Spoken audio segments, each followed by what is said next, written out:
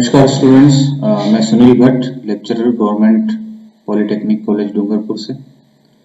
आज जो हम टॉपिक डिस्कस कर रहे हैं वो जो हमारा प्रैक्टिकल वर्क है एमई 201 यानी स्ट्रेंथ ऑफ मटेरियल, द्रव्य का सामर्थ्य जो सब्जेक्ट है उसका जो प्रैक्टिकल है उसके बारे में हम डिस्कस करेंगे।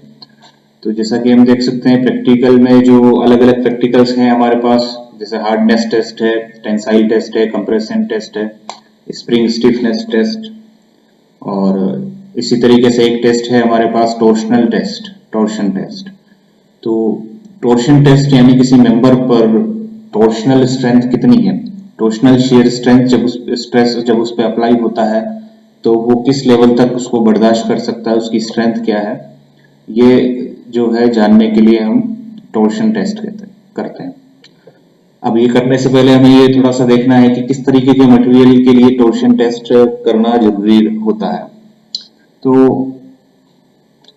जैसा कि हम जानते हैं कि जो ब्रिटल मटेरियल होते हैं वो टेंसाइल में ज़्यादा फेल होते हैं, टेंसाइल और टॉर्शन में, और ब्रिटल मटेरियल जो है हमारा कंप्रेसिव स्ट्रेंथ के लिए मेनली काम में आते हैं। इसी तरीके से जो डक्टाइल मटेरियल होता है वो टेंसाइल में अच्छा, टेंसाइल और कंप्रेशन दोनों में अच्छा काम करेगा, लेकिन ट्विस्टिंग यानी शियर में जो है काम नहीं करेगा, ढंग से नहीं करेगा। तो जो भी ऐसे जो मटेरियल है जो थोड़े डक्टाइल नेचर के हैं तो उनके लिए हमें शियर स्ट्रेस या शियर स्ट्रेंथ पता होनी चाहिए। तो जैसा कि हम जानते हैं कि शियर जो होता है दो टाइप का होता है, एक तो डायरेक्ट शियर स्ट्रेस और दूसरा टॉर्शनल शियर स्ट्रेस। तो टॉर्शन लोड जहां पर लगता है वहां पर टॉर्शन शियर स्ट्रेस एप्लीकेबल होगा, और उसमें मटेरियल की स्ट्रेंथ किस प्रकार से होगी ये फाइंड आउट करना हम टॉर्शन टेस्ट में करेंगे।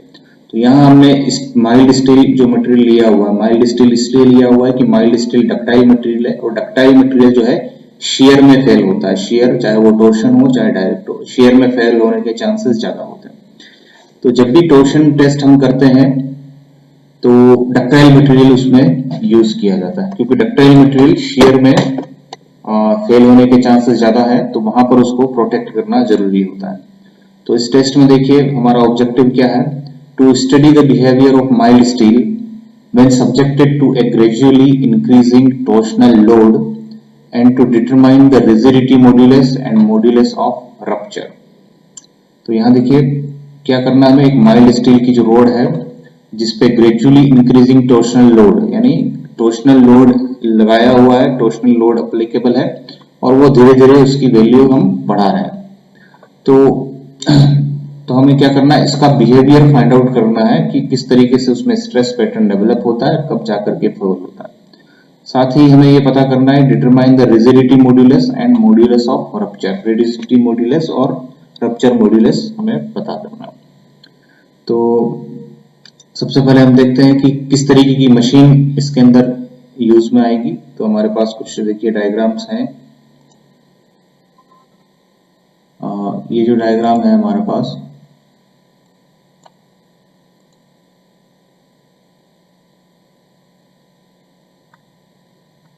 एक लाइन एक स्कीमेटिक डायग्राम कह सकते हैं टॉर्शन टेस्ट का। ये बीच में एक मेंबर हमने लगाया हुआ है जिसको हमें ट्विस्ट करना होता है और उसका फेलियर पैटर्न हमें पता करना पड़ता है। तो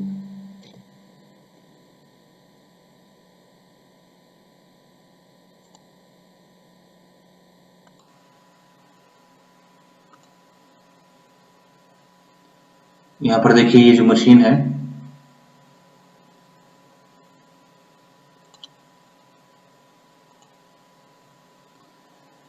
इस तरीके की हमारे पास जो है टॉर्शनल टेस्टिंग के लिए मशीन यूज में आएगी। और इसको थोड़ा बड़ा कर देता हूं इस तरीके से। तो यहाँ देखिए पीछे एक मोटर, ये इसका बेड हो गया, इसका फाउंडेशन, यहाँ दो होल्ड करने के लिए दो हमारे पास चक हैं, ये पूरा इसकी एक्सिस है इस मशीन की। इसके बीच में हमारा मटेरियल जो है ट्रैप होगा, मटेरियल रोड, और यहाँ से इसको पावर मिलती है जिससे ट्विस्टिंग लोड अप्लाई होता है, ग्रेजुअल इंक्रीजिंग ट्विस्टिंग लोड यहाँ से अप्लाई होता है। थोड़ा और डिटेल में अगर देखें तो कुछ इस तरीके से नजर आएगा, ये इस तरीके से। तो ट्विस्टिंग लोड जब अप्लाई होगा तो ये फेल हमारा मटेरियल होगा। तो अब हम देखते हैं कि इसका सेटअप क्या है हमारा। तो इस सेटअप में हमारे पास टॉर्शन मशीन है। टॉर्शन मशीन के जो पार्ट्स होते हैं वो देखिए, इसके अंदर अरेंजमेंट होता है टू ट्विस्ट स्पेसिमेन। स्पेसिमेन को ट्विस्ट करने का अरेंजमेंट होता है। Consist of and blocks. And block होते हैं जिसके अंदर जो है हमारा मटेरियल रोड जो उसमें फिक्स होती है। Specimen holder, worm gear arrangement and heavy weight pendulum. फिर देखिए, a circular scale with vernier to record the angle of twist. जो ट्विस्टिंग एंगल होता है उसको रिकॉर्ड जो है हम सर्कुलर जो एंगल होता है उसमें भी दो तरीके होते हैं, मेन और वर्नियर स्केल, जिससे थोड़ा सा काफी अच्छे लेवल तक हम इसको मेजर कर सकते हैं। Calibrated straight mount scale mounted on the rack and pinion arrangement to record the torque in newton metre. तो टॉर्क हम कितना अप्लाई कर रहे हैं वो भी हम इससे मेजर कर सकते हैं। The capacity of machine is 50 newton metre. The machine can be operated either manually by means of crank और मैकेनिकली। अब प्रोसीजर देखिए इसमें क्या है।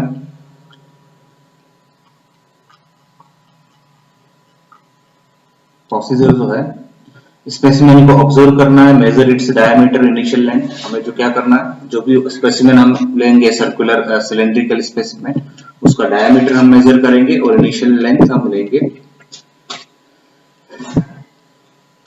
Mark a straight line parallel to the longitudinal axis of specimen with a piece of chalk. यानी एक straight line हम जो है उस पे मार्क करेंगे to measure the percentage elongation, to observe the twisting of specimen. इससे क्या है कि हम ट्विस्टिंग इसको मेजर कर सकते हैं, कितना एलोंगेशन हुआ। Place to enlarge end of specimen inside the two end blocks.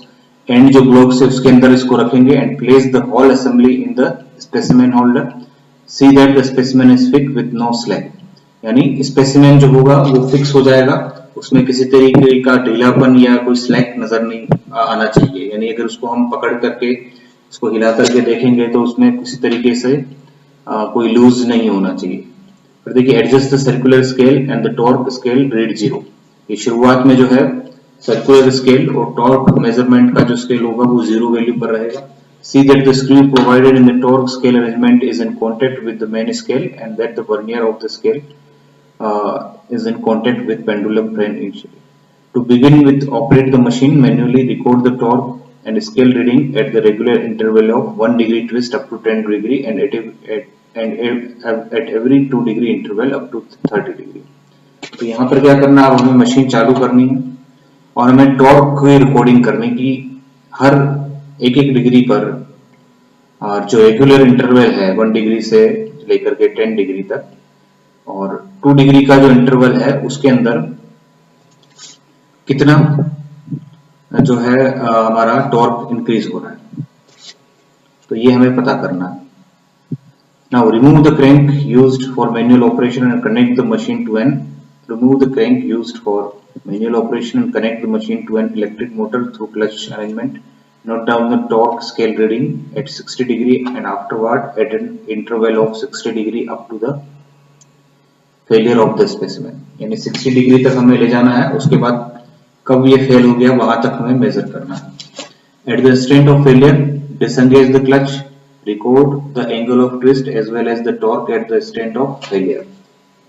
Remove the tested specimen, observe the type of fracture.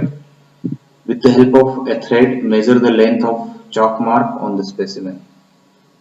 तो ये इसका प्रोसीजर होता है और ये इसकी इस तरीके से टेबल होगी। अब यहाँ पर देखते हैं क्या इस ऑब्जर्वेशन हम लेते हैं।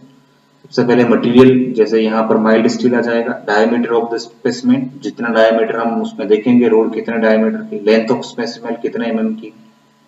फिर देखिए पोलर मोमेंट ऑफ इनर्शिया जो IP होगा 5/32 d की पावर 4, वो इससे निकालेंगे। वर्नियर जो हमारा स्केल होगा, जो सर्कुलर स्केल, उसका लीस्ट काउंट फाइंड आउट करेंगे। दो स्केल है हमारे पास, एक तो एंगल ट्विस्ट एंगल को मेजर करने के लिए उसका लिस्ट काउंट लिखेंगे और टॉर्क स्केल का लिस्ट काउंट लिखेंगे और capacity of the torque scale यानी इसकी रेंज कितनी है वो लिखेंगे। अब इसमें जो डाटा जो ऑब्जर्वेशन टेबल है कुछ इस तरीके से बनेगी। एक तो एंगल ऑफ ट्विस्ट, जो इंटरवल हम ले रहे हैं वहां पर वो लिखेंगे, 2 डिग्री का जो इंटरवल आ रहा है और उसके रेस्पेक्ट में हमारा कितना टॉर्क आ रहा है, तो ये हम करेंगे। अब कैलकुलेशन जो हम करेंगे इसमें देखेंगे टाइप ऑफ फ्रैक्चर किस तरीके का आ रहा है, सडन फेलियर हो रहा है या ग्रेजुअल फेलियर हो रहा है। तो हम बोलेंगे कि इसके अंदर जो है एलोंगेशन यानी यील्डिंग अगर अच्छी हो रही है तो हम बोलेंगे कि डक्टाइल है, यील्डिंग अगर नहीं हो रही सडन हो रहा है तो हम बोलेंगे कि ब्रिटल है। दूसरी चीज length of chalk mark on the specimen, कितना चौक का कितना मार्क हुआ यानी फाइनल रीडिंग कहां तक पहुंची। Modulus of rigidity of the material of the specimen, G equal to इस फॉर्मूले से लिखेंगे dt by D theta L upon I P, और इससे हम फाइंड आउट करेंगे। यहाँ पर देखिए dt बाई डी थीटा क्या है, t यहाँ पर टॉर्क के लिए है और थीटा यहाँ पर एंगल ऑफ ट्विस्ट है। तो dt by D theta equal to slope of the initial straight line portion of the torque angle twist curve. जो टॉर्क और एंगल ट्विस्ट का जो कर्व है उसका इनिशियल स्लोप है।